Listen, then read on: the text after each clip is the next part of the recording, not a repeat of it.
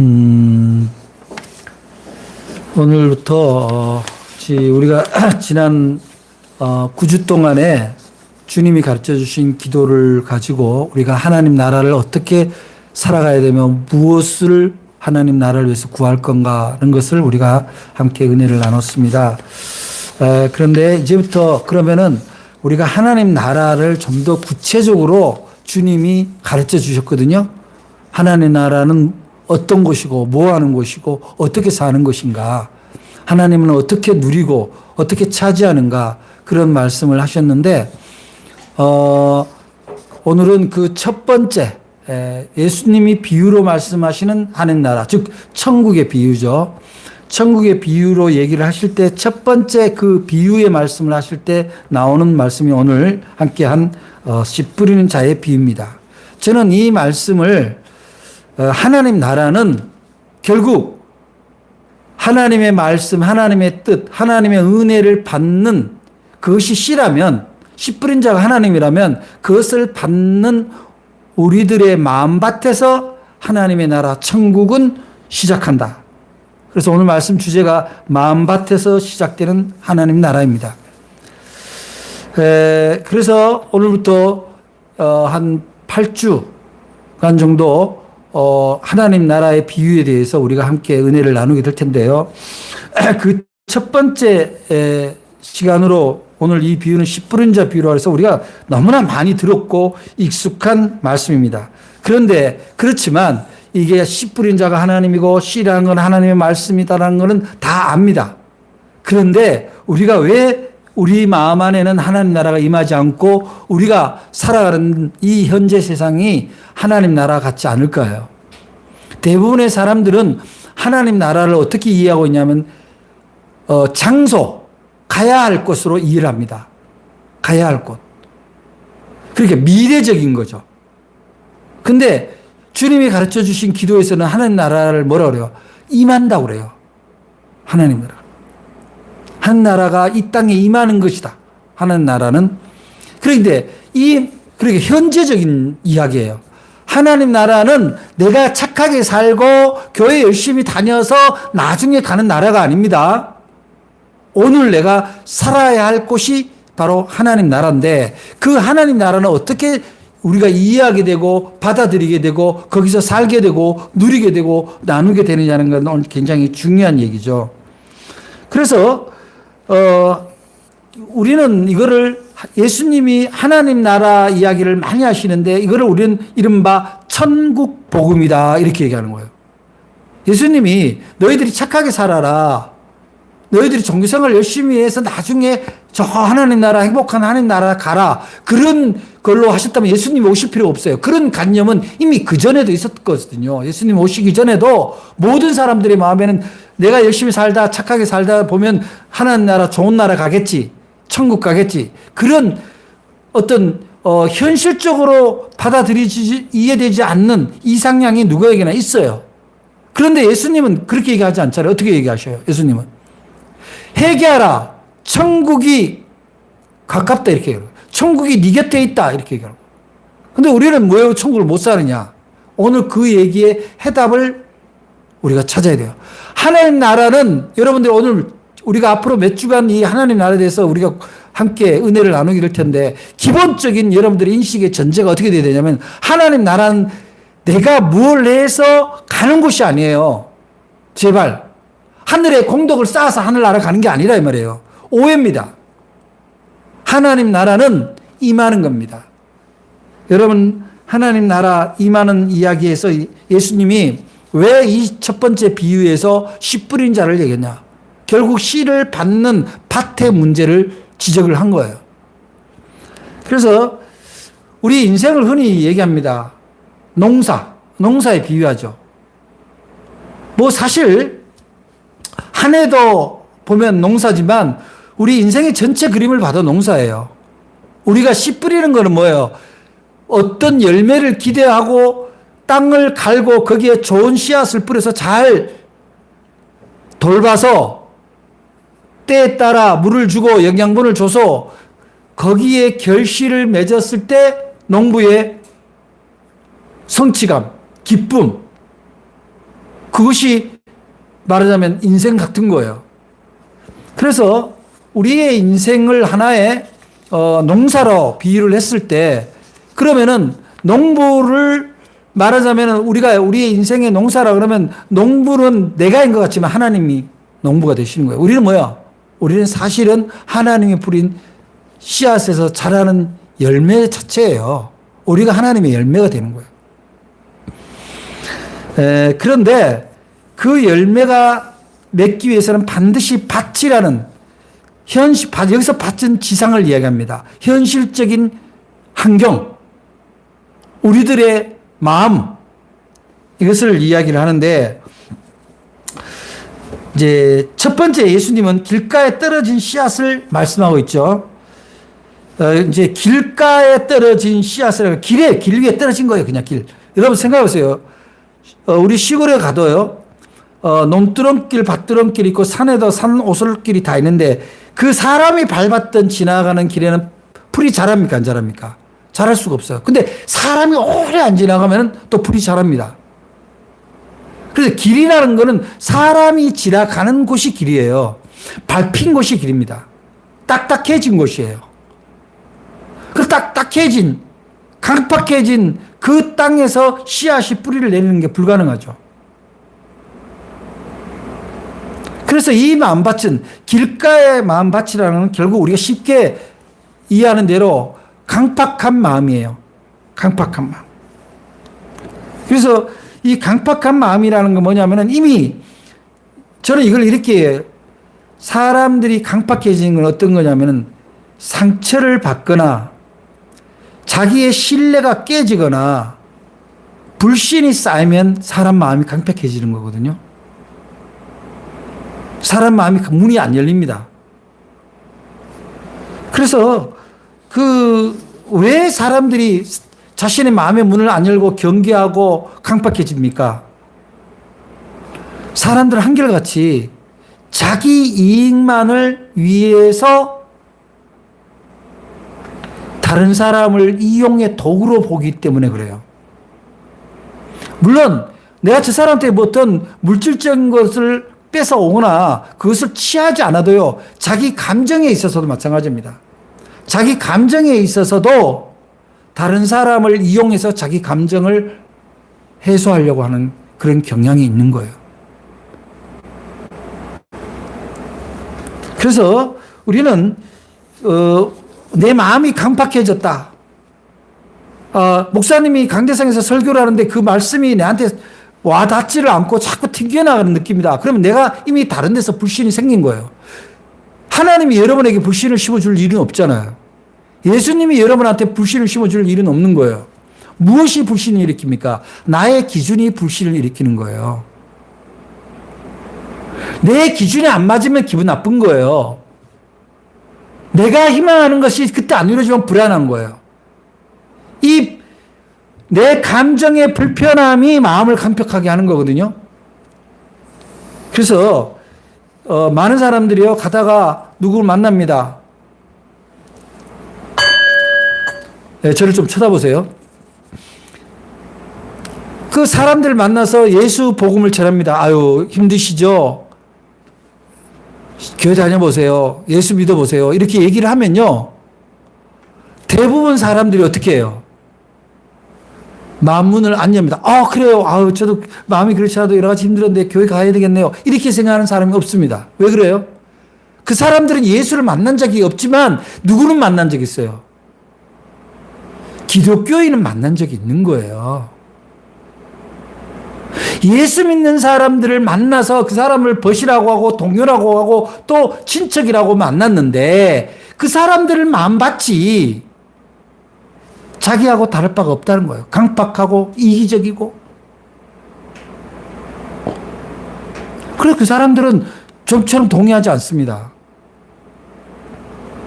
우리 어릴 때는 그런 경험이 없잖아요. 우리 어릴 때 뭐 초등학교 시절에 때는 막 교회 학교 이렇게 갈 때 우리는 사람에 대한 그런 경험이 많지 않기 때문에 뭐 친구나 선생님들이 교회와 뭐 간식 줄게 뭐 할게 그러면 우리는 그냥 가는 거잖아요. 그래서 어릴 때 여름 성경학교 교회 학교 안 다니는 사람 별로 없습니다. 요즘은 뭐 어떤지 모르겠습니다만. 그럼 길바닥에 마음이 됐다라는 것은 우리 마음 속에 이미 불신이 가득 차 있는 거예요. 우리 안에. 그래서 여러분들이 교회를 다녀도요, 의심을 가지고 계속 성경을 들여다보고 궁금할 수는 있어요. 이게 왜 이렇지? 어쩌면 이렇게 될까? 이렇게 궁금할 수 있는 거지만, 에이, 그럴 리가 있어. 아, 이거 말도 안 돼. 이거는 이상한 거예요. 그래서 여러분들이 지금부터 하나님 나라의 백성으로서 하나님 나라를 오늘 사는 사람이 되려면 내 마음밭을 점검을 해야 돼요. 내 마음밭. 내가 오늘 주님 앞에 예배 드리는데 나의 지금 모든 영과 육이 하나님을 향하여 입을 벌리고 있냐는 거예요. 이 와중에도, 이 예배 드리는 와중에도 딴 생각을 합니다. 다른 거를 들여다보고 딴 생각을 합니다. 주일날 하나님 앞에 예배 드리는 거 다 압니다. 크리스천이라면. 그런데 더 급한 일 있으면 그걸 봐요. 일을 봐요. 여러분, 항아리가 있죠? 항아리. 항아리가 비가 오면요, 이 항아리의 입구가 하늘로 향하져 있으면 그 비가 얼마가 오든지 거기에 물이 고입니다. 근데 항아리를 뒤집어 놓는다고 생각해보세요. 입을 땅에다 두는 거야. 항아리의 입을. 땅에다 둘 때 어떻게 돼요? 비가 아무리, 하나님의 은혜의 말씀이 아무리 쏟아져도, 하나님이 아무리 그를 보살피고 은혜를 폭포수같이 부어줘도 물 한 방울도 못 들어갑니다. 마음을 딴 데 두고 있으면요, 내 은혜를 받고자 하는 내 마음밭이 하나님을 향하여 있지 않다면 어떻게 우리가 은혜를 받겠어요? 어떻게 하나님 나라를 산다고 할 수 있겠냐? 못 살아요. 하나님 나라를 산다는 것은 어떤 특권이 있는 거냐면은, 내가 근심하고 걱정해서 뭘 이루는 게 아니라 내가 막 땀 흘리고 억지로 수고해서 겨우 뭘 거두는 게 아니라 정말 내가 예기치 않았는데 하나님이 어떤 것을 예비하시고 어떤 사람을 붙여주시고 어떤 기회를 주시고 그런 경험을 하는 게 하나님 나라를 사는 거거든요.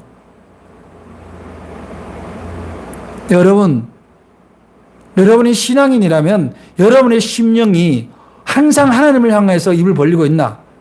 하나님의 은혜의 폭포수를, 하나님의 은혜의 비를 맞아들일 준비가 있나? 혹시 내 마음이 뒤집어져 있질 않나? 딱딱하지 않나? 돌아봐야 된다는 거예요. 그렇지 않으면은 하나님이 아무리 은혜를 보여주셔도요, 들어올 틈이 없는 거예요. 그래서 예수님이 뭐라 그러냐면 누가복음 8장 15절에 보니까 좋은 땅에 있다는 것은 착하고 좋은 마음으로 말씀을 듣고 지키어 인내로 결실한 자다. 이렇게.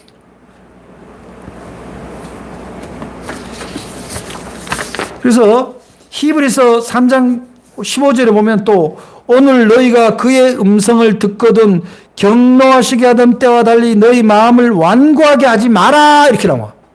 그러니까 우리가 하나님 앞에 예배드리면서 성경 말씀을 보면서 기도하면서 마음을 완고하게 하면 안 된다는 거죠.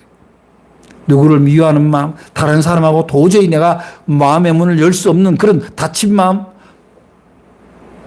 여러분 기도하면서 그렇게 할 수 있어요? 하나님 주시든지 말든지 뭐.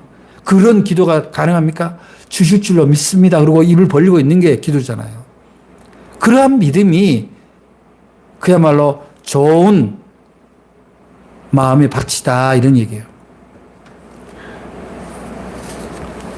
잠언에서 모든 지킬 만한 것 중에 더욱 네 마음을 지키라. 생명의 근원이 이에서 남이니라. 여러분 마음이 강팍하지 않기를 바랍니다. 완악하지 않기를 바랍니다. 좀 너그러워지세요. 내 자신한테도 좀 너그러워지고 다른 사람한테도 좀 너그러워 주세요.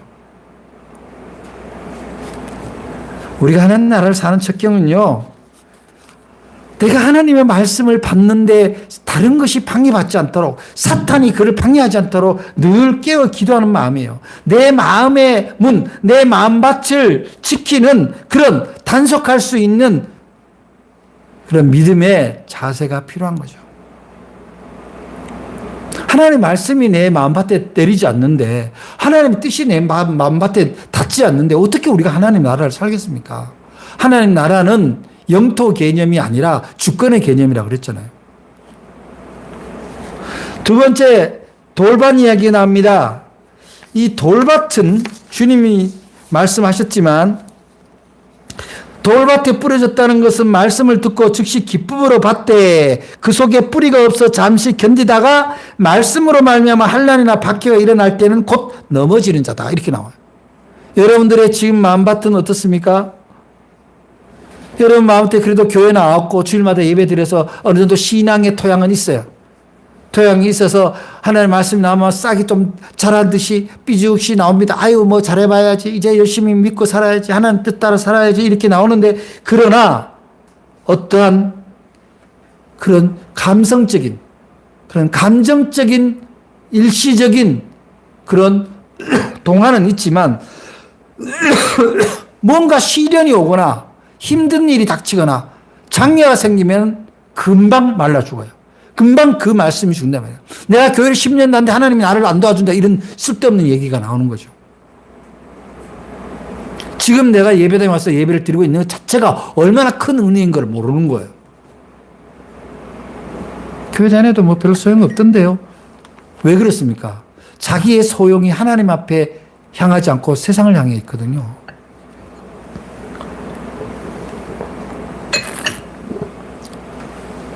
그래서 금방 이렇게 좀 저녁에 촉촉해져 가지고요, 이렇게 말씀을 시작하면 이렇게 싹이 막 돋아나는데 그냥 해가 뜨면 금방 말라 죽어요. 작은 시련에도 못 견디는 마음밭인 거죠. 그냥 푹 끓어오르고, 다른 사람에 대해서 작은 실수도 용납하지 않고, 다른 사람이 나보다 조금 더 가져가는 거 도무지 용납이 안 되고, 자기에게 기회가 안 오고 다른 사람한테 기회가 오면 배가 아픕니다. 이게 다 뭡니까? 돌짝밭 같은 마음. 야고보서 1장 2절부터 4절에 이렇게 말씀합니다. 내 형제들아, 너희가 여러 가지 시험을 당하거든 온전히 기쁘게 여기라. 이는 너희 믿음의 시련이 인내를 만들어내는 줄 너희가 알미라. 여러분, 우리가 주기도문 주님의 기도를 배우면서 시험을 이기는, 시험의 세 가지를 얘기했잖아요. 신앙에 대한 이해를 테스트하고, 그 다음에 연단을 하고, 그 다음에 유혹을 이긴다. 그렇지 않으면 악에 패하게 된다. 그래서 악에서 건져달라고 기도하는 거다. 이런 얘기를 했었잖아요. 그런데 우리가 말하자면은 막 뜨거운 찬양할 때는 막 주님 하나님 사랑합니다, 감사합니다 하고 막 합니다. 근데 바깥에 나와서 또 그 뜨거운 감정을 다른 사람한테도 좀 뜨겁게 사랑하는 데 쓰면 돼요. 다른 데 가서 자기한테 불리하거나 자기한테 기분 나쁘면 뜨거운 열이 올라요. 화가 오른단 말이에요. 이게 왜 그래요? 감정은 풍성한데 긍정적인 하나님의 말씀, 하나님의 사랑의 그 씨앗이 내 안에 인격적으로 자라는데 닿지를 못하는 거예요. 열강은 있는데 말하자면 인격의 깊은 곳까지 뿌리 내리지 못하는 것이 바로 우리들의 흔히 말하는 냄비 신앙 같은 거죠.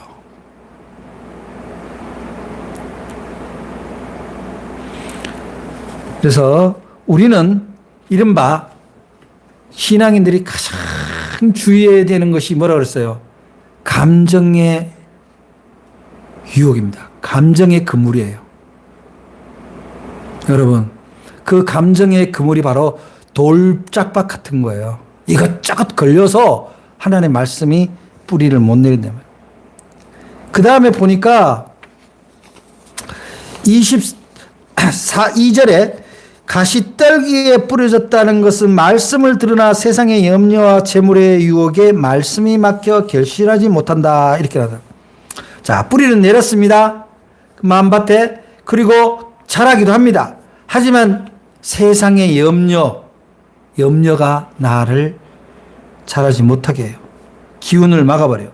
또 재물에 대한 유혹이 이 싹이 자라는 것을 방해를 하게 되죠.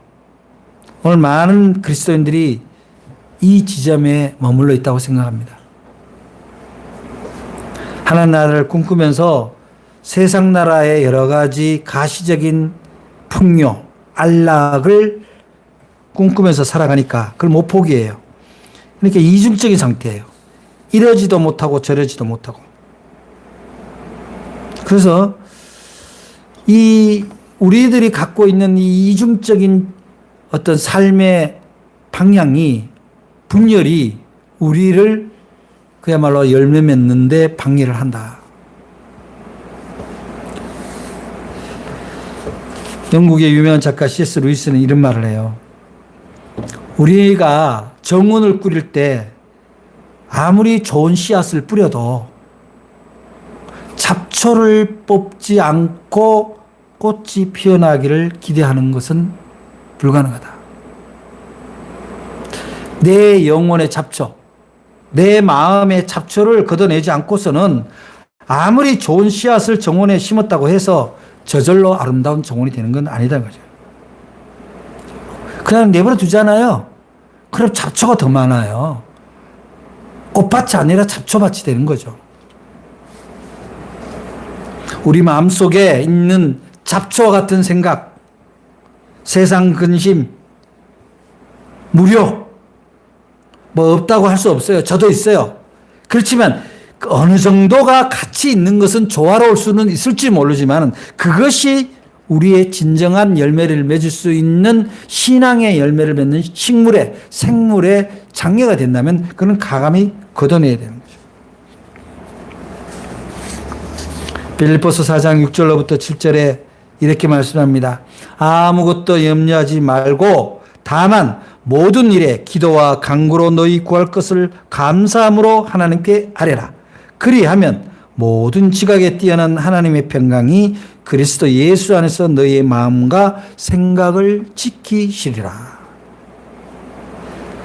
하나님 나라는요, 단순히 교회에 들어왔다고 시작되는 건 아니에요. 교회에 와서 예배 드리는 거는요, 하나님의 말씀의 씨앗을 받을 준비를 얘기를 하는 거지, 그 자체로 이미 하나님 나라가 임했다고 보기가 어려운 거예요. 여러분, 하나님 나라를 산다는 것은 그야말로 농부가 밭에 김을 매듯이 날마다 그 내 마음밭의 잡초를 들여다보고 그것을 걷어내는 그런 노력이 있어야 되는 거예요. 그래서 그 염려의 가시밭, 유혹의 가시덤불을 걷어냈을 때, 그러한 내 영적인 관리가 잘 이루어졌을 때 거기가 어떻게 돼요? 하나님 나라의 꽃이 피는 천국이 되는 거예요. 내 삶이 하나님 나라의 삶과 동일한 삶이 된다는 거죠. 다른 사람을 미워하고 원망하고 욕심내다가 스스로 상처받고 그러한 것이 줄어드는 평안만이 나를 유지해주는 그런 하나님 나라가 내 안에서 이루어진다, 이런 얘기죠.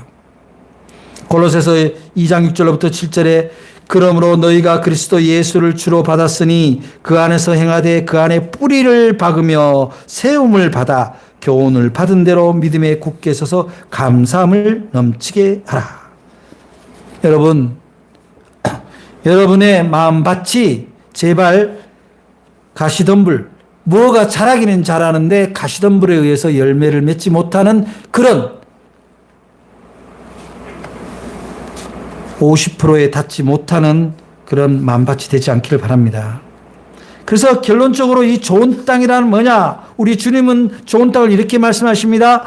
23절에 좋은 땅에 뿌려졌다는 것은 말씀을 듣고 깨닫는 자니 결실하여 어떤 것은 100배, 어떤 것은 60배, 어떤 것은 30배가 되느니라. 이것은요, 말씀을 깨닫는다라는 걸 우리가 오해를 하고 있어요. 분석하고 그것을 지식적으로 이해하는 걸로 오해를 하면 안 됩니다. 신학적으로 이해를 한 다음에 그것이 어떻게 되는 게, 그 말씀이 나를, 내 삶을, 내 인생을 내 모든 일거수일투족을 이끌어 갈 때, 그때 내 마음밭은 좋은 땅이 되는 거예요. 하나님이 심은 대로 거두는 그런 마음밭이 되는 거죠. 해석만 하면 뭐합니까? 삶이 아니에요. 제가 늘 얘기하지만 성경은 아는 게 중요한 게 아니라 사는 게 중요하다. 그래서 그러려면은 아까도 가시덤불 같은 그런 밭에 대해서 얘기도 했지만 그 좋은 땅이 되려면 어떻게 돼요? 아까 돌짝밭에서 돌도 걷어내야 되고 돌 걷어내야죠. 그럼 가시덤불이나 잡초 있으면 다 그것도 캔에서 걷어내야 됩니다. 이걸 우리는 뭐라 하냐면 기경이라고 그래요. 기경. 봄 되면은 농부들이 밭을 다 갈아엎죠. 왜 갈아엎어요? 그 갈아엎으면서 잡초의 뿌리들도 제거하고 또 땅에 있는 미생물도 다시 뒤집어서 살아나게 하고 산소를 그 안에다 집어넣고 거름을 넣고 그렇게 해서 그 밭이 좋은 밭이 되도록 합니다. 그래서 우리가 결국은 좋은 밭이라는 것은 주님 말씀하신 대로 말씀을 듣고 깨닫고 결실하여 이렇게 나옵니다. 그럼 말씀을 깨닫는 것까지는 되는데 결실은 뭐예요? 노력이 필요해요. 결실은. 가만히 있으면 안 되는 거예요. 아, 하나님의 말씀이 이렇게 살아라는 거구나. 그러면 그렇게 살아야도록 내 스스로가 어느 정도는 노력을 해야지. 하나님이 다 알아서 해주시겠지. 그러고 그냥 가만히 있으면 가시덤불은 자라고 잡초는 자라는 거예요. 그래서 그 가만히 있다라는 얘기는 뭐냐면은 하나님의 뜻대로 열심히 인내하면서 살다 보면 그렇게 좋은 밭에는 100배, 60배, 30배의 열매가 맺힌다. 이것이 천국의 논리입니다. 여러분 인생살이에서요 제일 많이 도전받는 게 뭐냐면 인내의 문제예요. 인내. 얼마나 내가 열매 맺는 그날까지 더위를 이기고 소낙비를 맞으며 이른 새벽에도 내가 나서고 이러한 그런 육신의 고단함 그런 것을 얼마나 인내할 수 있냐. 내 감정의 고단함을 얼마나 인내할 수 있냐. 그 인내가 우리 인생에 있어서 가장 도전받는 문제잖아요. 그래서 성령의 열매도 인내, 절제, 양생 다 그런 얘기거든요. 중국 동부 지역에 가면 모소 대나무라는 게 있대요. 이 대나무는 굉장히 희귀한 대나무인데 이 나무는 어떤 특징이냐면은 이거를 농부가 이 대나무 씨앗을 심습니다. 심는데 안 자라요. 1년이 지나도 안 자랍니다. 2년이 지나도 안 자라요. 3년이 지나도 안 자라요. 4년이 지나야 이제 싹이 나옵니다. 4년이 지나서 싹이 나오는데 이 4년 지난 그 4년이 되는 해에는 싹이 나옴과 동시에 하루에 30cm씩 자란다는 거예요. 그래서 최고 크기는 15m까지 가는 거예요. 그래서 이 농부는 4년을 그냥 기다리는 거예요. 그래서 인내를 가지고 그래서 이 모소 대나무를 심는 사람은요 당장에 이걸 팔아서 먹고 살려는 사람은 안 됩니다. 마치 주식하고 비슷한 거예요. 금방 사고 금방 팔고 그래서 이게 15m까지 자랐을 때 이 대나무는 엄청난 용도로 쓰이는 거예요. 어떻게 그게 가능해요? 이 4년 동안 이 대나무는요, 위로 자라기보다는 밑으로, 뿌리로 깊게 들어가서 그 영양분, 수분이 있는 그 곳을 찾아서 그것을 풍부할 때까지 찾아서 들어가는 거예요. 이 뿌리가. 이 모소 대나무의 뿌리는. 여러분은 여러분의 인생의 뿌리를 어떻게 내리고 있습니까? 어디를 향해서 내리고 있어요? 하나님의 은혜를 향해서 뿌리를 내리고 있습니까? 세상을 향해서 높아지는 데다가 두고 있습니까?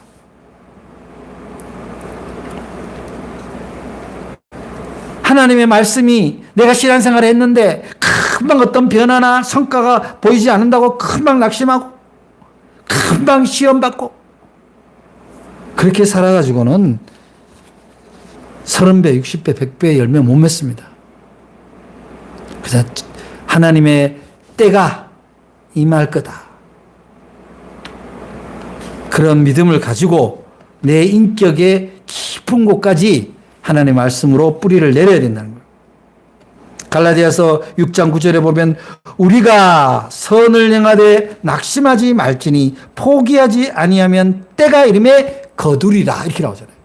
낙심하지 아니하고 포기하지 아니하면 때가 되면 거둔다. 거둔다. 무엇을 자기가 의도해서 하는 거는요, 금방 될지 안 될지도 모르지만 되더라도 그 효과가 금방 사라져요.